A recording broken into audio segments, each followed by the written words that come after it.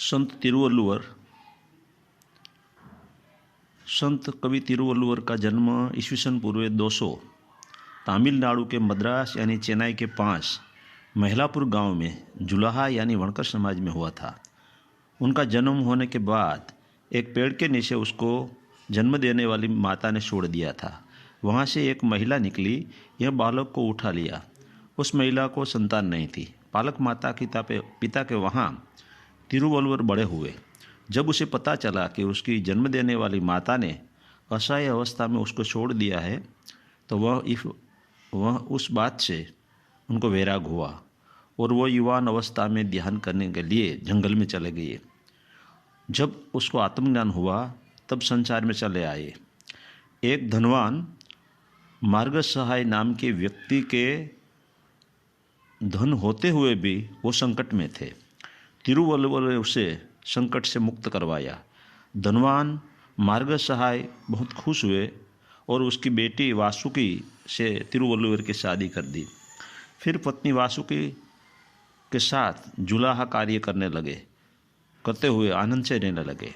तिरुवल्लुवर कहते थे, अन्न ही ब्रह्म है, आप कैसा भोजन करते हो उस पर आपके जीवन का पूरा आधार है। तिरुवल्लुवर जब भोजन करने बैठता था तब कटोरी में थोड़ा पानी और पास में सोई रखते थे।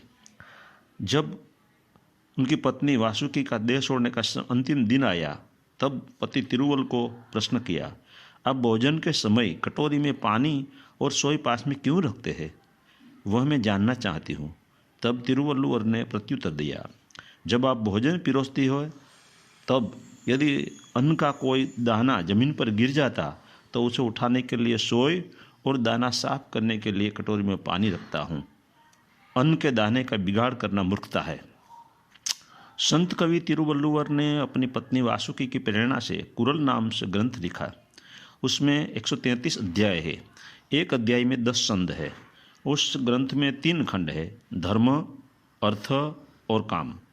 तमिल का वेद यानी कुरल, तमिल भाषा में तिरु का अर्थ संत होता है, श्री होता है। आज से 2222 वर्ष पूर्व कुरल ग्रंथ की रचना हुई।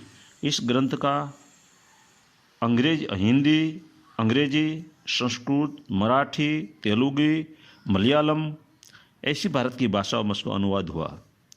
विदेशी भाषा जैसे रूसी, फ्रेंच, जर्मन, चीनी, लैटिन, फारसी में भी उसका अनुवाद हुआ है।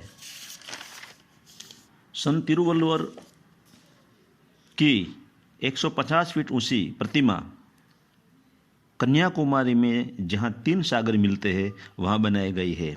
अब तिरुवल्लुवर की कुरल में दी गई अमृतवाणी सुनाता हूँ। तुम्हारी देह का मांस बढ़ाने के लिए जीभ के स्वाद के खातिर दूसरे पक्षी का वध कर खाने का विचार करना कितना बेहुदा है।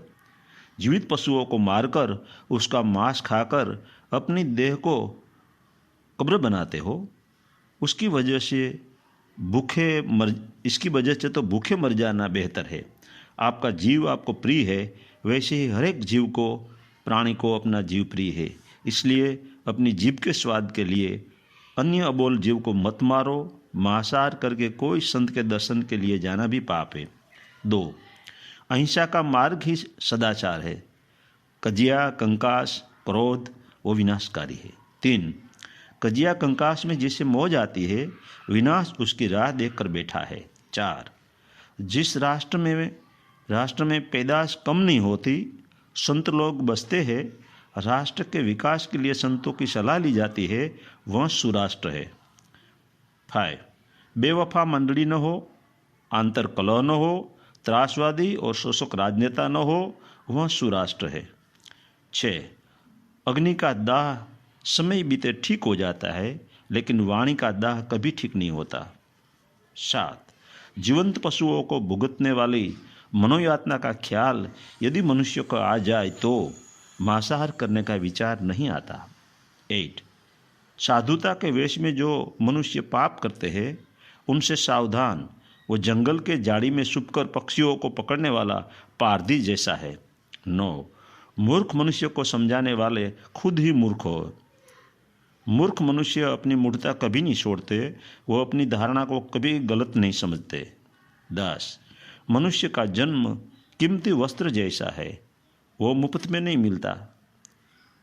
उसे गंदे वस्त्र के टुकड़े की तरह मत गवा देना। हज़रत मोहम्मद साहब का कुरान और संत तिरुवल्लुवर का कुरल दोनों अद्भुत ग्रंथ है। कुरल में 1330 सूत्र है।